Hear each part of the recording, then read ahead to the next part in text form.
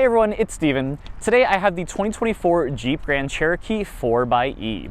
This is the plug-in hybrid version of Jeep's best-selling vehicle, the Grand Cherokee, and that got a refresh relatively recently, so they introduced the 4xe platform after it did really well on the Jeep Wrangler. So the Grand Cherokee is Jeep's offering in the mid-size SUV segment, a very crowded segment. This one is pretty big and boxy, as you guys can see. If you want to get a bigger one, you've got the Wagoneer, and there's actually even a Wagoneer L and also a Grand Cherokee L, which is basically the extended wheelbase version of these vehicles. Unfortunately for the 4xe, there isn't an L, but maybe that'll come in the future. So a plug-in hybrid like this vehicle right here has essentially a larger battery and an electric motor that allows it to run on fully electric range for up to 26 miles for this vehicle. And that's not that much. A lot of other plug-in hybrids get 30 or a little bit more than 30, but 26 is still plenty for most people's commute to work and back to work. And the cool part about plug-in hybrids is that way you never have to worry about gas, right? You can have basically the same tank of gas, and if you need to go on a road trip, you have that in case you need to go longer. But for most small commutes,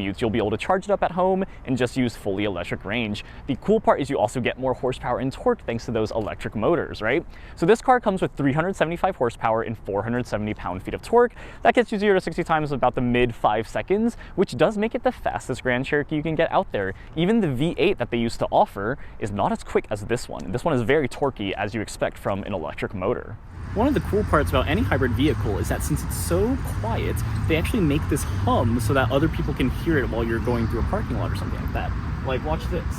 It's so weird. This vehicle is on right now, but you can't hear anything, right? A Grand Cherokee, you can't hear a thing. When I start going a little bit, completely silent. And when you're inside the vehicle, it plays this like angelic humming while you start moving.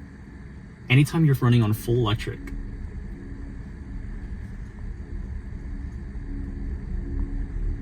it gets like louder as you accelerate more. Can you hear that? So the 26 miles of all-electric range you get are thanks to a 17.3 kilowatt-hour battery that is mated to a 2-liter 4-cylinder engine. For the gas engine, you've got an 8-speed automatic transmission with standard 4-wheel drive, so this does make an excellent off-roading vehicle. Unfortunately, you don't get the best fuel economy numbers, even though this is a plug-in hybrid. You've got about 23 combined miles per gallon for its normal gas engine, and you've got about 56 miles per gallon equivalent for the electric engine. So it's not bad, and certainly better than the regular equivalent of the Grand Cherokee, but it's not as good as some of its competitors, like the new Mazda CX-90 plug-in hybrid. That one I expect to be very, very nice, and I reviewed the CX-90 relatively recently, and that was also a very impressive vehicle. You've also got the new Hyundai Santa Fe. They haven't released the plug-in hybrid yet in the US, but I expect that to come to the US relatively soon. Same with the new Kia Sorento. So this does have some steep competition. Now, one of the most interesting parts of this vehicle is going to be the pricing. This starts above $60,000. That is a lot of money for a Grand Cherokee, right? I feel like a lot of people don't think of a Grand Cherokee and think that much money. The 4xe is definitely a cool touch though, but I will say that $60,000 seems pretty steep still. And that's for the base trim. If you go up to the highest trim, which is called the Summit Reserve, super bougie sounding, that one is $80,000. Can you believe that for a Grand Cherokee, right? I just don't really understand who's going to buy that sort of vehicle. The interior is quite nice, but I just don't think it's really worth that price tag. I'll talk a little bit more about that later in the review. As tested, this one comes out to about $62,000. There are really no options on this vehicle, given that it is a fleet vehicle for National Car Rental, but I'll show you guys the Monroney here. As you can see, it does come with a lot of standard features though. I will say the 4xe comes with things like a dual pane sunroof, which is super gorgeous, super large, great visibility out of that. You've got heated steering wheel, heated front seats, 8-way power passenger and driver adjustable seats, 2-way memory, so you do get a host of really nice features on the base trim. Let's take a look at the exterior of this Jeep Grand Cherokee 4xe. So the 4xe doesn't actually have that many things that indicate that it is not the normal Grand Cherokee. With the Wrangler, you've got those cool blue tow hooks that come out in the front, right? But unfortunately for this one, nothing too interesting on the front, right? Really, from the front, you can't even tell that it's a 4xe at all. The front is a very typical front fascia for the new Jeep products, right? I do think they did a really good job modernizing the Jeep front fascia, right? You've got those 7 rectangles at the front, and you do have some real exhaust vents and some fake ones, kind of a mix of that. But I think the showstopper, in my opinion, is going to be the amber headlights. I think those are really cool. All LEDs as you expect. You've got the LED daytime running lights, very classic, nice white look. And then you've got the cool amber contrast. I think that looks really sleek. I will say that the color here isn't the the most interesting thing, right? This is just called bright whites. No cost option. Every other color actually costs like $500 or something like that, even the black ones. So this one is kind of weird. It's a free option, but I mean, very descriptive, right? Bright white. I guess Jeep's not too creative with their names. I will say at the front, one thing that you can actually notice and that indicates that it is in plug-in hybrid is that the Jeep lettering right here has this blue surrounding, which is pretty cool. You can actually see that from certain angles, and that shows you that you have a plug-in hybrid. Aside from that, I don't think there's too much special about the front fascia here. I think it looks pretty good though. I think it looks modern and sleek, and I think Jeep has done a good job keeping its brand heritage alive, and I think people who like Jeeps are going to like this classic look, right? Going into the side profile, you will start seeing some more noticeable things, like this charging door right here says E on it in blue. I don't know who decided that blue is going to be like the electric, like, I guess, color, but seems like that's a very common trend across the entire electric car community. But yeah, very easy to open, and you just plug it right in, super, super simple, like any other EV out there. You'll also notice the Grand Cherokee lettering here has that blue tint. I do love that. Whoever started doing that, I love it. Please keep doing that. They do that on Rivians, they do that on a lot of other vehicles. And then you've got the US flag, pretty standard, right? People love that in Jeeps. I will say there are some cool Easter eggs, actually. You can't even tell, but it's in this back window here. You can't see it right now. You've got little heritage Jeeps along the side. So I'll show you guys what that looks like. It's a super neat, quirky feature of a lot of Jeeps. You've also got some roof racks at the top, and then you'll also notice you have some plastic fenders around the side of the wheels. Obviously, this is an off-roading oriented vehicle. You've got 18-inch aluminum wheels, so not the largest wheels, but that does help a little bit with the ride quality. You have an optional 20-inch wheel that you can get instead, which looks a lot better. In general, I do think the larger wheels look a lot nicer. Going into the rear here, you'll notice that it's also not the most exciting thing in my opinion. You've got the 4xe badging. I do really like how they kind of played on the word 4x4 right there. You'll notice it's not a full light bar in the back. I really wish it was. I really think that would make it look so much more modern. Otherwise, it's a little boring, right? You don't have too much that differentiates this from any other vehicle on the road these days. You do have some rear parking sensors. Those are standard on the lowest trim as expected. And then opening up the trunk, you do have a power liftgate standard. That is pretty nice, especially at this price point. You would definitely expect that though. But it's got 37.7 cubic feet of cargo space, so you can fit a lot of stuff behind the second row, right? That's one really nice thing about this vehicle is that they have the same dimensions from the Grand Cherokee. With the second row folded down, you have over 70 cubic feet of cargo space, so there's almost nothing that you can't fit. All right, let's take a look at the interior of the 2024 Jeep Grand Cherokee 4xe. So you've got keyless entry as expected. And taking a quick glance around right here, you already see a pretty impressive interior, at least for a Jeep, right? I think a lot of people don't realize how upscale some Jeeps can be because they only think of the Wrangler, even though the interior of that can be quite impressive as well. So I want to show you guys the key fob first. So this is the square, or I guess rectangle key fob they give you nowadays. It's pretty sleek, it's not too bulky, and it looks quite nice. And let's take a look inside. All right, once you're inside, it's pretty nice and quiet. You've got some cool logos that pop up when you start the vehicle. I like that little Grand Cherokee and the 4xe that shows up instead of the 4x4. It's a pretty nice look. It's a pretty nice interior. I will say I never like the black interiors that I feel like all rental cars have. This is a fleet vehicle specifically, so definitely not too exciting. I do really like this wood grain trim. It looks quite nice and more upscale than what you would expect from a Jeep. But then again, this is a $60,000 vehicle, so keep that in mind when you're analyzing the interior, right? You've got some nice stitching across the dash, and you do have some nice contrasting materials throughout the entire door panel, more stitching here. This is all soft touch material. It feels good. The seats are very comfortable, and the immediate interior impressions are that it's quite nice. So taking a look from the driver's seat, you've got a pretty nice steering wheel. This looks fine, pretty typical Jeep steering wheel. You've got that same wood trim right here and easy adaptive cruise control functions right here. And you can select different things, go through the different menus using this, depending on what you want to look at. They have some pretty cool menus here, and I do always like how configurable these are for Jeep in terms of showing what you want on the left, right, and like the yeah, it's a nice digital gauge cluster. This is a 10.25-inch gauge cluster. It looks pretty nice. I think I usually keep it on the music function just because it's easy, but you can show a lot of different things here. Notice how I have full charge right now. That 26 indicates my full electric range, which is pretty nice, and you can see that it combines it from 267 gas to 293 total range, which is pretty cool to see. Yeah, otherwise you can show a host of different cool things about your 4xe to you know, show different electric things, like how much power you're outputting, how much regen you're getting, things like that. All right, taking a look at the center infotainment screen, this is a pretty nice one. This is a touchscreen, 10.1 inches, I believe. It runs Uconnect 5, which is Jeep's newest system. I've covered this in numerous other reviews, and I love it. I really think this is one of the best infotainment systems you can get these days, and it's just surprising that it's from an American company, honestly. But everything is very responsive. Like, all of these things are pretty quick to respond. That wasn't too fast, but yeah, these are actually a little slower, but usually it's actually quite fast to respond, I would say. And like, going through these settings, it's straightforward. I like how everything's in the settings. I know I say this in every single review, but yeah, you get a host of pretty nice standard safety features on this vehicle. Notice you've got a heated steering wheel, 3-way heated seats for both the driver and the front passenger. You do also have some nice lane keep assist and parking sensors, but this is only for the rear, unfortunately, on the base trim. But yeah, you get a host of really nice things. You get a rear view camera, blind spot monitors, rear cross traffic alert, automatic braking for pedestrians. It's a lot of safety features. But then again, this is a $60,000 vehicle, right? So have to emphasize that every single time I think about how many cool things come with this. I do think Jeep has done a really great job in the middle with how they lay out the physical buttons and the screen. I think that's a really good look here. You will note that there's a lot of piano black plastic though, right? Like, look at all this shiny stuff. I tried to clean it, but you can tell, like, it definitely still shows quite a bit on the camera.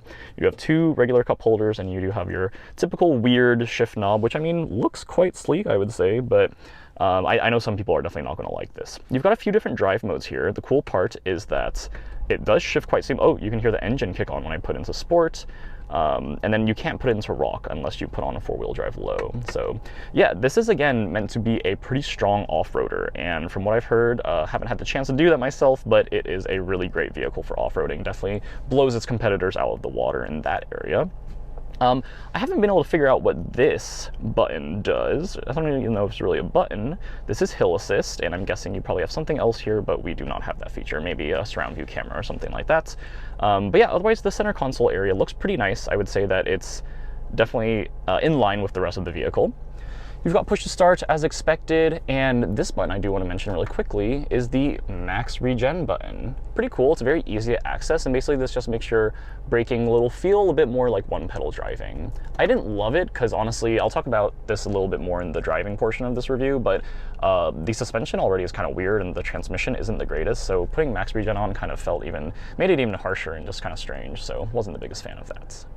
All right, moving on from there, you can take a look at these door panels and see that they are quite nice. Again, I really wish there were more colors here. I don't love the black everything, but that's pretty typical with rental cars, right? Notice the 9-speaker Alpine sound system here. It looks quite nice. Has 1 subwoofer in the back as well. It sounds pretty good. Typical, you know, Stellantis products, the bass is pretty overwhelming, I would say. Going to these seats here, they have a lot of cool stitching here. It looks quite nice, and I think it's a fine looking seat. It's pretty comfortable. I will say this little lump here always felt a little weird, but I got used to it over time. No thigh extension or anything like that. This isn't really meant to be that much of a luxury vehicle. Maybe you get that in the Summit Reserve trim or something like that. Again, that one is $80,000, which is so crazy to think about when you're buying a Jeep Grand Cherokee. But yeah, these seats are pretty comfortable. It's 8-way power adjustable for both the driver and the front passenger. You've got 2-way memory seating for the driver here. And yeah, it's a nice seat. I would say, you know, driving 2+ hours in the Bay Area felt pretty good. And before I move to the rear seats, I did want to point out these cool buttons here. So you have a few different drive modes. You've got hybrid, electric, and e-save. You'll notice that this shows right here. Electric mode saves fuel for later use. And then e-save makes it so that you don't use your battery. It's actually really cool. Like, you know, it'll basically turn on your gas engine so that you don't use your battery in case you want it for later, I guess. But yeah, hybrid is usually what people will be keeping it in because that uses both of them together, and that's how you get that nice torque and the smooth ride. So yeah, you've got some other light functions here. This is the ambient lighting. It doesn't really have ambient lighting in this car. I'll show you guys what it looks like at night here. There really isn't much ambient lighting. It's just white lighting, but it is cool that it comes out of some of the, you know, aluminum trim alongside the wood grain trim here. So I think it looks quite nice. All right, and taking a look at the second row of the Jeep Grand Cherokee 4xe. you've got the same very nicely adorned door panels. They look really nice. I did lean these seats back a little bit, which is why they look a little weird. Maybe my passengers won't actually like that, but yeah, you've got this immediately impressive dual pane sunroof. I think it looks really nice. You can open the first one if you want, let in some of that California breeze. And I mean, I think from back here, this cabin looks very impressive. Look how big these windows are, right? I will say that's one of the strongest suits of this vehicle, in my opinion, is the insane amount of visibility you get. These like A-pillar and B-pillars are very, very small, and these windows are huge. I think people will really like being in here in the rear and being, you know, like, look how gorgeous this is. I love that. I think this is a super nice vehicle. You've got that huge trunk space behind this too. So this is a pretty large vehicle, as I'm sure people expect. They don't have a Jeep Grand Cherokee L 4xe yet, but maybe they will at some point. But, you know, I think, you know, in terms of legroom, you've got an insane amount of legroom here. Like, really, really impressive here. You don't really have too much space for the middle passenger, unfortunately. You know, you've got a little bump right here, and I don't really think the middle passenger is going to be too happy, but you do have some cup holders as expected. This feels nice. It's got some little stitching on it, and I mean, these seats just look quite nice for, honestly, you know, an economy vehicle, although this is definitely getting into luxury pricing, which is probably one of the biggest issues I hear. One of the biggest complaints I hear about this vehicle is that it's just too expensive for what it is. You've got a little bit more storage here, and you know, typical vents. You've got some USB-A and USB-C, which is pretty nice. They do that at the front too. And notice that you've got heated seats for both of the rear seats as well. So let's take the 2024 Jeep Grand Cherokee 4xe on a ride. So I don't know if you guys can hear that, but like typical hybrid vehicles, you do have a bit of humming to let people know that you're backing up, because right now it's in completely electric mode. Can't hear a thing. So no one would ever know if you're creeping up behind them.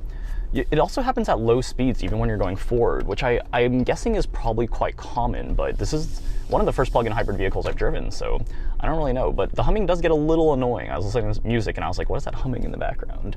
But yeah, in terms of ride quality, when you've got the electric mode on, essentially, it is nice and quiet in here. The cabin does feel quite refined. Like, it's a very quiet cabin. It's pretty isolated. I will say it's not as good as luxury competitors, which is, you know, leads me to probably one of the biggest complaints in general about this vehicle is the pricing, right? You've got $60,000 for this base trim, which you can start looking at luxury competitors, right? I mean, like, you've got things that compete in general, like, you know, the upcoming Sorento plug-in hybrid, the CX-90, the CX-70. They're all going to be quite pricey, like this vehicle, but I don't know how compelling plug-in hybrids are for a lot of people, right? It works if you are the perfect consumer, right? Where you commute maybe 15 miles there, 15 miles back, and you never have to use the gas, right? Like, you can save a lot of money. But at the same time, like, you know, if you're ever doing a road trip or things like that, just anywhere longer, it's only, you know, this sort of like quiet, nice electric driving is only going to get you so far. So it is, you know, definitely meant for a very certain type of consumer here. And I guess the problem there is that it's expensive for what you get. I'm going to floor it a little bit here. And you can hear the engine kick in, right? Like, that's it kicks in when you know, under hard throttle, but I feel like in general it's a pretty smooth ride, even when you have the engine on. I will say smooth as in it soaks up bumps okay. The adaptive air suspension, unfortunately, is not standard on the base trim. You get it on every other trim but the base. But yeah, like, it's just not the greatest in terms of driving experience.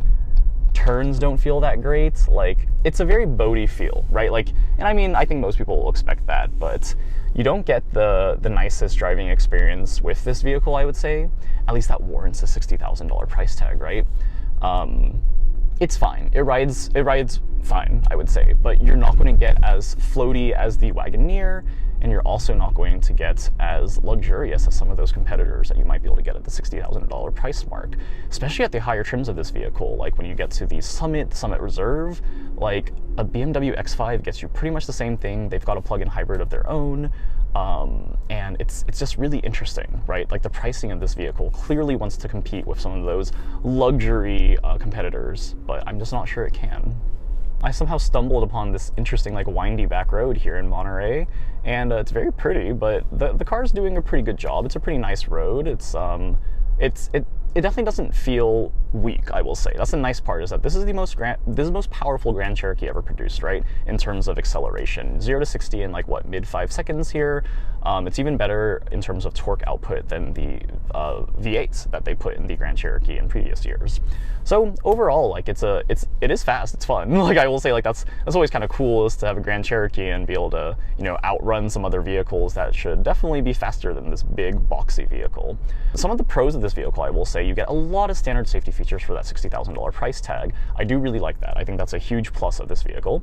Some of the other things that I feel like people might like are just the looks. I think the looks are a very classic Jeep look. I think they did a really good job of moving this forward and keeping it looking modern and sleek, but still very true to brand heritage. The off-roading chops, of course, people always call those out. That's very impressive with this vehicle. You don't get that with a lot of other vehicles. If you look at the like Grand Cherokee 4xe page on the Jeep website, it's all just talking about the off-roading, right? Like, I think that's the area where I think they're really going to try and sway buyers over to that vehicle. But at the same time, like, a Wrangler 4xe is going to get you even better off-roading chops. And I think, you know, with the Wrangler having just more of that heritage, it is kind of an interesting market where this definitely appeals more to soccer moms and sort of families. But at the same time, like, how many times are those families going to be going off-roading, right? So I think that's kind of a weird juxtaposition there. I will also note that the sound system is quite nice. I really like that they put a premium Alpine sound system. It's really not that premium. I feel like it's very similar to some of the base trims that I've seen in other vehicles, but you do get that Macintosh sound system at the higher trims, which I've heard not the greatest things about, unfortunately. The interior is nice. The quality is good. The seats feel nice. The fit and finish doesn't feel as flimsy as some of the other Jeep products out there. It's really not a bad place to be. Now, the biggest glaring issue, aside from the price, is the weird jerky transmission. I will say that part seems unrefined, and I'm really hoping this gets better throughout the years. It's better when you have a full electric charge, I will say. When you're able to use hybrid mode effectively, it seems to be slightly better. But my passengers were like asking me, like, oh, you know, like, why is it so jerky? And I mean, like, this was just driving through very normal roads in the Bay Area, and I mean, I was just surprised too at like how jerky it was. When I had adaptive cruise control on, it just felt very jerky. It wasn't even the follow distance or anything. It's just like right here, like I just switched to 3rd gear, and it's just straight in 4th gear right there. Like it's noticeable, and I find that kind of strange because some transmissions these days are just so buttery smooth, and it's surprising that Stellantis hasn't found a good way to put that in the Grand Cherokee. I feel like I drove a normal Grand Cherokee, not the 4xe, and it didn't feel this weird, so it must be something about this like hybrid battery system that, I don't know, they just haven't refined quite as well as, you know, BMW and their super buttery smooth automatic transmissions. This is a very standard 8-speed auto, right? I mean, like, it just shouldn't have these sort of issues at this price point, and especially for a vehicle that's just withstood the test of time like this, right? Like, this is their best-selling vehicle. I think they definitely need it to have a nice transmission. I could definitely see that turning people off. You do kind of get used to it, but it's still something that I just don't think belongs in a vehicle that they're trying to, you know, really move up market with. So that pretty much wraps up my review of the 2024 Jeep Grand Cherokee 4xe. If you want to check out some of my other reviews, you can click up here, subscribe down here for more content, and I will see you guys in the next review. Thanks everyone, bye!